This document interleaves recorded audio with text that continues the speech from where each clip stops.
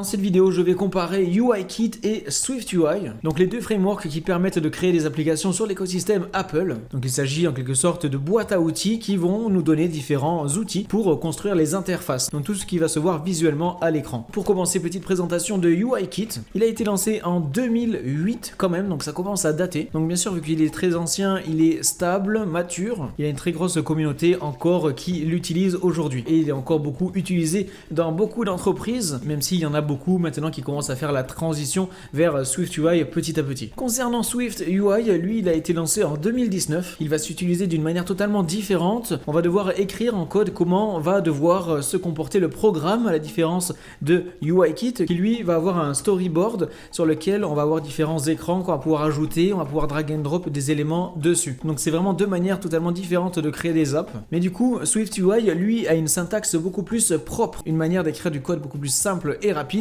SwiftUI est facilement compatible entre tous les différents appareils d'Apple, que ce soit iOS, macOS, watchOS pour les montres, visionOS. Et il y a aussi une particularité très intéressante, vous allez pouvoir avoir à l'écran, sur le côté, un aperçu en direct de ce que vous allez écrire en code. Vous allez avoir une preview. Maintenant, petit point faible pour SwiftUI, c'est que pour effectuer certaines tâches précises, vous allez quand même devoir passer par UIKit parce qu'elles n'ont pas encore été intégrées, on va dire, à SwiftUI. Pour faire certaines choses précises, comme par exemple aller chercher une photo dans la galerie de l'iPhone, là, vous allez devoir passer à ce jour, au moment où je fais la vidéo, par UIKit. Et pour faire aussi d'autres choses pour le moment. Mais à terme, petit à petit, la transition se fait vers SwiftUI. Maintenant qu'on a fait une petite présentation des deux frameworks, pour ce qui est de ma préférence personnelle, et si je devais vous recommander de commencer par l'un ou par l'autre dans votre apprentissage, si vous voulez apprendre à créer des applications sur l'écosystème Apple, je vous recommanderais